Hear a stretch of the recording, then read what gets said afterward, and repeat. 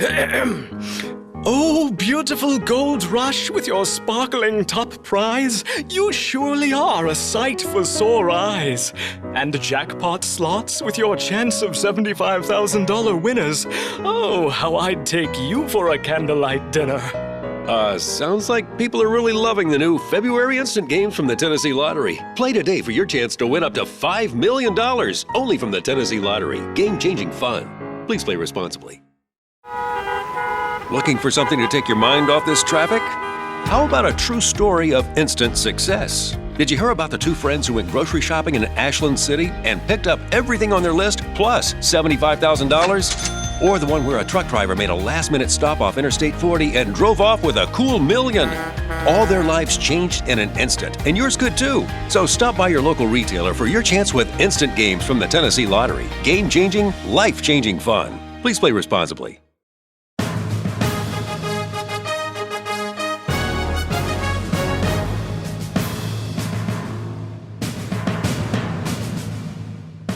Thank you for taking time out of your day to listen to our podcast. This is iCompete, Building Your Empire with John Hewitt, live from the castle. Hi, I'm Roberta Barrett. I'm John Hewitt's producer. You might be asking, who is John Hewitt? Well, he is the Hewitt in Jackson Hewitt Tax Services. If you want to find out more about John Hewitt and what he's currently doing, go to loyaltybrands.com. That's loyaltybrands.com, or find John T. Hewitt on LinkedIn or Facebook. John Hewitt's made over 1,000 millionaires, and you could be the next one. Here is your host, John Hewitt. Thank you, Roberta. And I have a special guest today, Tony Suarez, and look forward to hear a lot about what he does in his organization. So, Tony, do you want to talk about yourself quickly and what you do? Yeah, John, thank you for having me on the podcast today. I am a third-generation preacher. My grandparents were pastors in the country of Colombia. My parents were pastors in the city of Chicago, and that's what eventually brought me to Virginia Beach, where I ultimately met you. And beyond pastoring, we were always involved in community leadership or helping the community, and that's how I met you about 6 years ago. As everyone knows, there's an immigration crisis in our country, and it's nothing new. It's been going on for decades upon decades. And about 6 years ago, I met John, and not only is he an incredibly successful businessman and a developer of not just of business, but of people, but he has a heart to give back to the community. And upon hearing of what was going on with immigration, I connected with John and heard his heart, and it connected with, there was synergy with what we were doing, and it brings us to where we are today. Can you talk about the NHCLC and your relationship with the NHCLC? Absolutely. So I serve as the COO of the NHCLC, and that stands for the National Hispanic Christian Leadership Conference. It was founded by Pastor Sam Rodriguez a little over 20 years ago, and he had a vision, a dream, that there could be a movement that could reconcile or combine Billy Graham's message with Martin Luther King's march. What that really means, or if I could give you a word picture, it was reconciling both planks of the Christian cross. The horizontal plank is symbolic of reaching out to our brother and our sister, and the vertical plank is symbolic of humanity reaching to God or God reaching to humanity. So there's some people that they're really good at one or the other, but what if we could be holistic Christians and do both and? And that was the endeavor, and is still the endeavor, of the NHCLC, and it grew to become the nation's largest Hispanic Christian organization with thousands of churches around the nation, and now chapters or networks even outside of the United States. And one of those, in the horizontal plank area, there's issues like immigration, criminal justice reform, racial reconciliation, education, poverty alleviation. And those are some of those issues where we found a lot of commonality and synergy with loyalty brands, with you, John, specifically. I still remember one of the first times that you and I did an interview on television, and I was, of course, you and I have talked about it, and you've heard me retell the story to a lot of friends that I have, because it stuck out to me in such a way I'll never forget it. I was interviewing John on Christian television, and I asked who he looks to or what kind of who are some of the role models or people he would look to in his life for a model of success. And John's answer to me was Jesus Christ. And it stood out to me in such a way, just because, again, even as a Christian leader, I've interviewed many, many people, but that's not a common answer, though it should be a common answer. And so John went on in that interview to talk about that Bible verse that says, to whom much is given, much is required, or much is expected. And again, I was just so impressed to meet a man that not only has been incredibly successful in business, but it was living out those Bible principles of generosity in giving back, and not just building up oneself, but building up those that are around you. 2 weeks ago today, you and I were honored to be invited down to the Mexican border. And, we spent the whole day together, many hours together on the border. We haven't talked since. And what were your biggest takeaways from that trip? Well, I have this never-ending frustration, to be quite frank and honest. This frustration to see the problem, the crisis, front and center, and to realize that I'm 40 years old. I'll be 41 years old this year. And for the majority of my life, this crisis has been going on, and the House, the Senate, and the White House have never been able to come to an agreement to bring a solution. To put it in perspective for those listening, the last time our nation had real immigration reform, Ronald Reagan was the president, and I was in kindergarten. Somewhere around, maybe I was in the first grade, somewhere around 1985 to 1986. That's the last time that our nation really tackled the issue of immigration. And so decades go by. This is, and to be fair, this isn't a Republican problem or a Democrat problem. This is a failed system issue. Our system has failed. Politicians campaign on this issue, and then they don't do anything about it while they're in office. So being on the border, having the opportunity, you and I both had the opportunity to even ride in boats with Border Patrol along the Rio Grande, speak with the chief of Border Patrol, and to hear firsthand what they're dealing with. I'm of Hispanic descent. We always grew up thinking of Border Patrol with this real negative connotation. They're la migra, which is what you call them in Spanish. And they were almost made out to be like these hateful people that don't want to let anyone in the country. But John, that's not who you and I met. We met people that have a genuine care and compassion for humanity. I've been inside the detention facilities. I've seen Border Patrol agents having to feed babies bottles.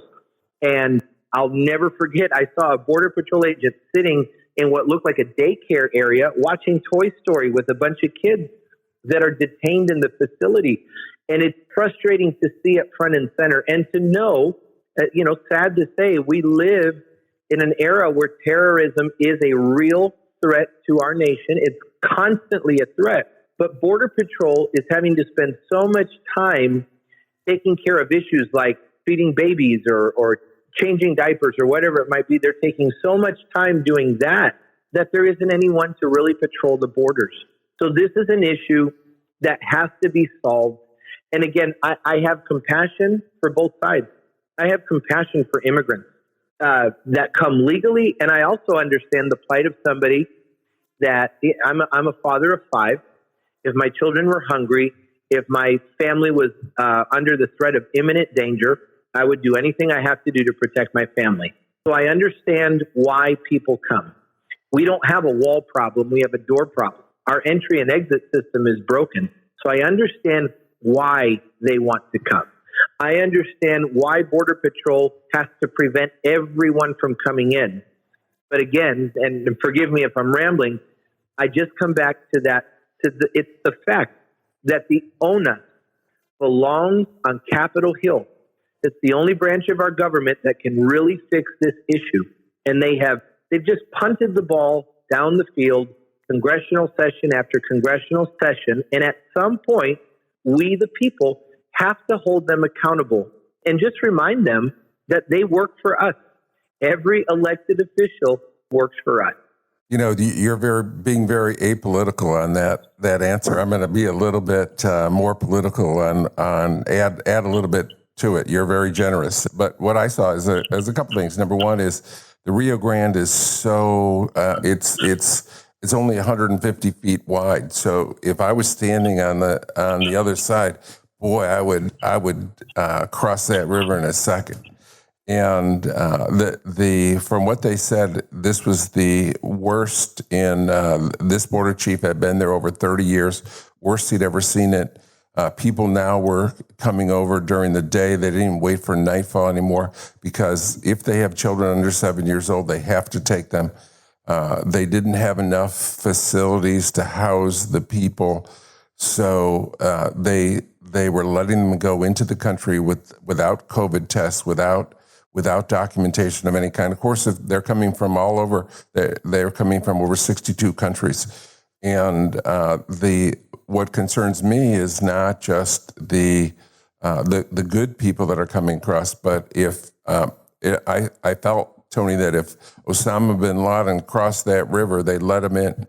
You're absolutely right on that, and especially if someone like bin Laden were to cross with a 7-year-old child, they'd automatically let him in. So this is another issue that not everyone understands. Again, you're speaking to it, and so I'll feel a little more liberty to be blunt about it. Under the current administration, you come with a child, you're automatically let in the country. So what are the cartels doing? They are renting children. As horrible as that sounds. So a poor family in Mexico, the cartel comes and says, I'll give you $500 per kid every month if you let me use them essentially as a human trafficking tool. So if I wanted to cross the border, I rent this child for $500, and with that child, I'm able to successfully get him back. I can get into the United States, and then that kid, and some of these kids are 5 years old, 4 years old. The kid knows to go back to the detention facility. They go back to Mexico, and then they do it all over again. But the amount of money that it raises warrants. It's so sad. We just don't understand poverty. We don't understand the extent of the poverty that some people are living in to make the decisions that they make, like renting a child out. But it breaks my heart to even say it, but that's where we are. And so the current administration, they know it's taking place. They know that it's taking place. You hear Border Patrol. One of the things I appreciated about the chief that we met with is he said, look, guys, I'm not Republican or Democrat. I got to do my job regardless of who's in the White House, who's in Washington. But Washington can make our job easier or more difficult. And right now, it's just what it is. Washington, specifically Pennsylvania Avenue, is making the job more difficult for our border people. Yeah, the last thing I'll say on that is if you or I went overseas and came back in, we'd have to show a vaccination or a COVID test and identification. But absolutely, these immigrants coming across the Rio Grande don't have to do any of that, and they don't have to take a COVID test. They don't have to have identification, and they're let loose in the United States. And people may think this is a border situation where they're all sitting down at the border, but we were helping them, and there are groups helping these immigrants to bus them to various places around the country. So if they say they have relatives in Pittsburgh, they bus them to Pittsburgh or Jacksonville, Florida, wherever they wanted to go. But let's get on a more positive track, and I want to talk about. Tony, I've been so blessed in my life, and I'm incredibly confident, but mostly I'm confident because of all the blessings that God have given me. So I'm going to give you a little quiz. I think that's pretty easy, but some of my favorite principles from the Bible, and my favorite story is the talent story. So do you want to talk about the talent story? Well, yeah, you put me on the spot, but as I remember the story... I'll correct you if you don't, because it's my favorite story. You must have 100. That's why I call him Pastor John every now and then. There was a business, essentially a business owner, depending on what version of the Bible one reads, a master, and he left a certain portion of talent to his employees, and one of them went and multiplied it to a certain level. Two of them. And then there was the one that just took the talent and hid it and buried it. And the business owner or his boss, however he looked at it, rebuked him. The moral of the story is that, God gives you a seed and you work that. You can work that and multiply it and turn it into a harvest. So I'll let you correct it from there. Well, I'll just add a little bit to it. You have the principle, but a couple things that were interesting to me. Your story is exactly right. And from it, I learned a long time ago that when I used to sit in church and they say, oh, we need help with, you need to go minister people. You need to come and help paint the church or mow the grass on weekends and so forth. And I was busy at work and didn't do that. And finally, I heard the talent story and I realized that God has given me a talent and that's what I'm best at and that's what I'm most useful for.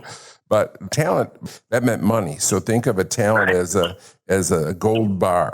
And so he gave 5 gold bars, 5 talents to one of his servants and said, I'm going to be back in a year. Go and use this fruitfully. And he gave another one 2 talents and 2 gold bars. And the third one, he gave 1. And he came back a year later and the first one said, look, master, I've doubled it. Here's 10. And he said, all the riches of heaven and earth will be yours. And one interesting point with me, Tony, is that in the second one, he said the exact same words. The second one doubled it from 2 to 4. And he said the exact same words, that all the riches of heaven and earth will be yours. And so he obviously had given more talent to the first one, and he had used it wisely. And the second one had used it wisely. And then the third one, as you said, he buried the talent and he said, you are going down, you're leave my sight and never see me again. And you're going down because he didn't use his talent. And I think that's one of the things that we're required to do. And I'm afraid our country is falling away from that and people aren't using their talents as much as they should. Yeah, and not to get political, but as I'm hearing you tell the story, the thing that's jumping out to me is it's obvious Jesus isn't a socialist, because if he was a socialist, everybody would have gotten 5 bars or 2 bars. But it shows that everyone's lot in life is a little different. Some people start with 5 bars, 2 bars, or 1 bar. But what do you make of what you have in your hand? What do you make of what you have? And if you work it, the sky really can be the limit. Exactly. And then, I told Tony once I was, I think I was foolish or naive. And I said, Tony, I've come up with some novel ideas. I have about 20 and 25 novel ideas. And I said, what about this one? And I said that I learned in my life that to be a giver, and I learned that from my parents. My parents are very giving people. And so I always try to do more for everyone than they do for me. And I asked Tony, I said, Tony, is there, I don't know if I stole that from someone or whatever. And remember the story you told me about in the Bible about Malachi? Yeah, I do. I remember that it's the only place in the Bible where God ever challenged humanity and said, prove me. Humanity, I give you permission. I dare you to dare me. If I won't open up the windows of heaven and pour down blessings upon you that you won't have room enough to contain. The only caveat is to give God the dare, you have to be a giver. And when you give, God will always outgive you. It's like you're challenging God. Exactly. And it's almost word for word that I challenge you to outgive me, essentially, right? You can't outgive me. Now, what about the phrase, too much is given, much is expected? Biblical? Absolutely biblical. And it's a principle. Again, wherever you are in life, with whatever you have, whatever God's given you, one version says much is required, much is expected. He's looking to see when I say he, God is looking to see what you do with what you have. My father was from the country of Colombia. He started on dirt floors. Again, extreme poverty that I can't really understand in my mind. But he came to the United States. He learned English. He ended up becoming the vice president of a bank in the Chicagoland area. He started a church that turned into 38 churches, was an overseer, a bishop of churches. And when he passed 7 years ago, left an inheritance, a spiritual inheritance, but he also took care of my mother so that she would be okay the rest of her life.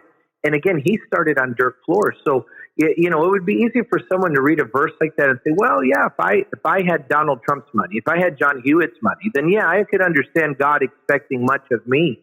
But you could come from very, very humble beginnings, yet the Lord expects something of whatever you have.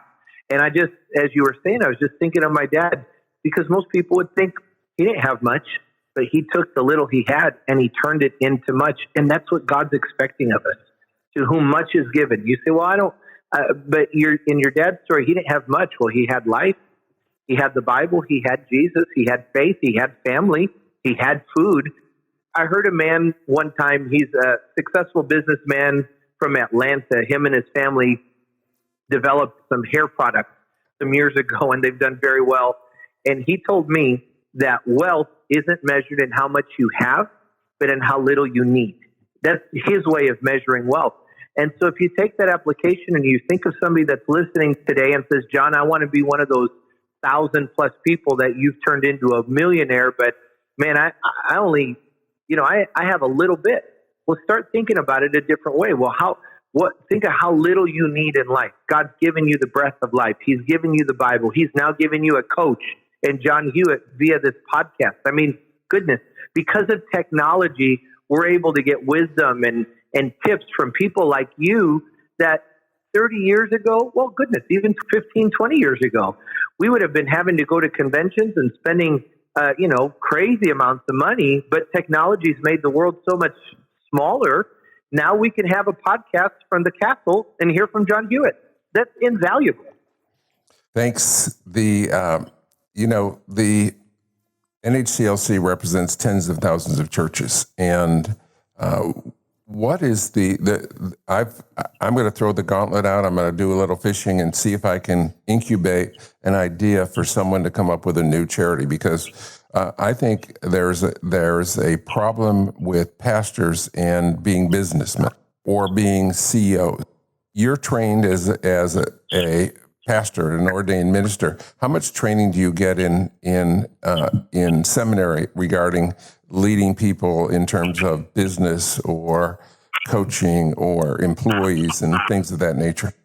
Earlier, you called me generous, so I'm going to be generous and say maybe 1%. But the reality, the first answer I want to say is zero. There's definitely zero training in organizational structure and leadership to the degree that's required when you lead a church in the 21st century. Yeah, I think so. What I'd like to do is help found an organization that specializes in just giving management training, CEO training, leadership training, non-religious training to pastors. There are hundreds of thousands of churches in this country, and they could all go with some training. And we have organizations like SCORE, which are retired executives that help existing entrepreneurs.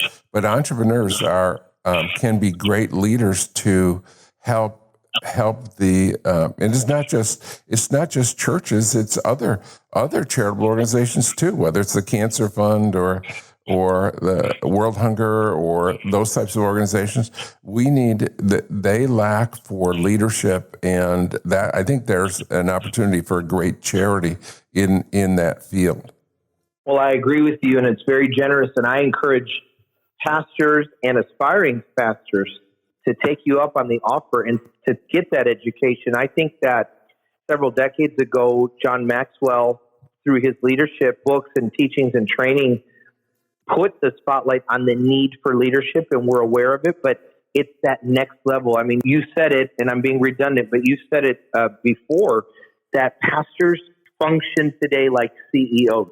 So life coaches and whatnot, they've inspired. We see the need for leadership. We know we're developing leaders around us and someone to lead the youth ministry and all.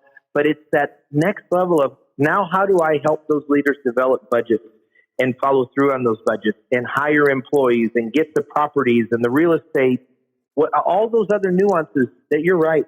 That wasn't part of my divinity training. And when I pastored in Norfolk, and may the Lord have mercy on those people I pastored in my early 20s.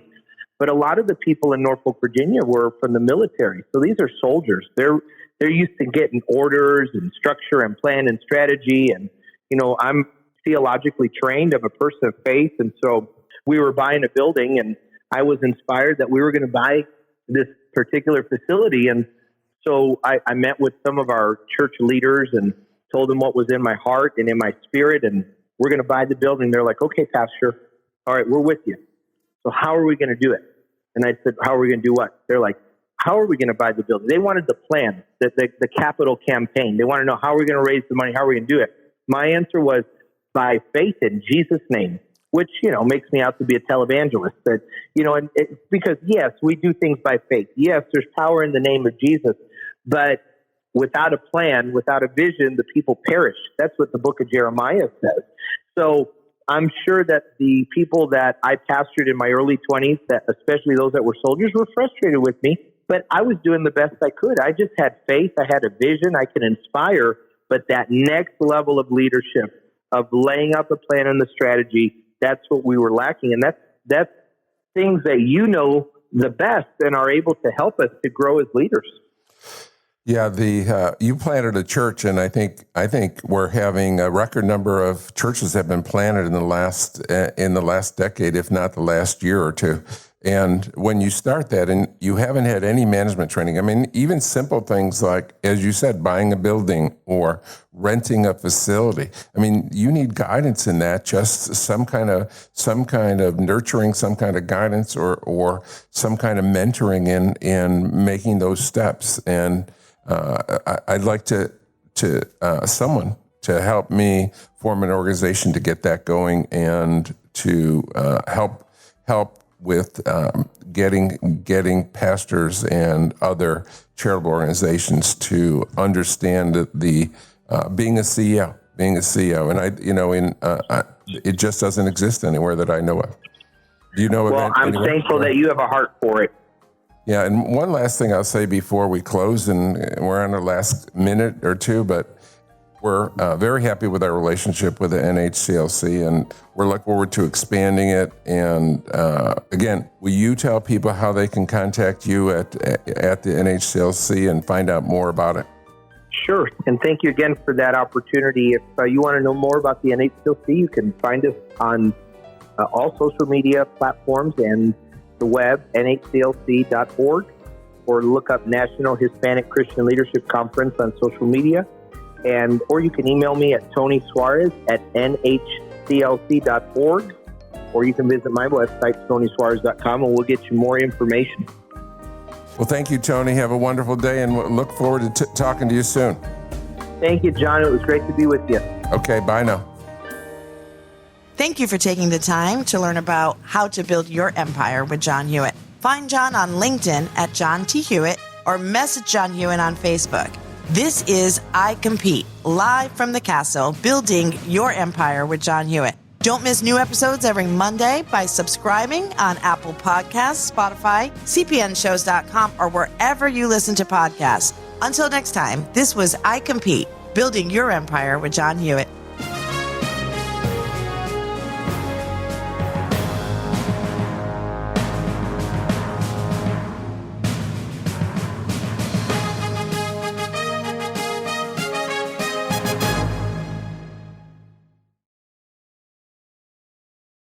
Spoiler alert, a 2-word warning that we're about to ruin the end. But sometimes, spoilers can be worthwhile.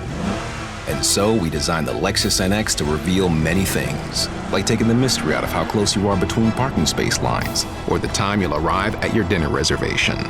Technology designed to remove surprise endings. It's just a better story that way. Click the banner to discover more. Experience amazing at your Lexus dealer. When Cynthia came to TurboTax, she had just launched her new side gig, a true crime podcast. I'm a first-rate detective with a golden voice. As her TurboTax expert, I made her second income count by guaranteeing 100% accurate filing and her maximum refund. What did she do with that refund? Find out next week. Switch to Intuit TurboTax and make your moves count. See guarantee details at turbotax.com/guarantees. Experts only available with TurboTax Live.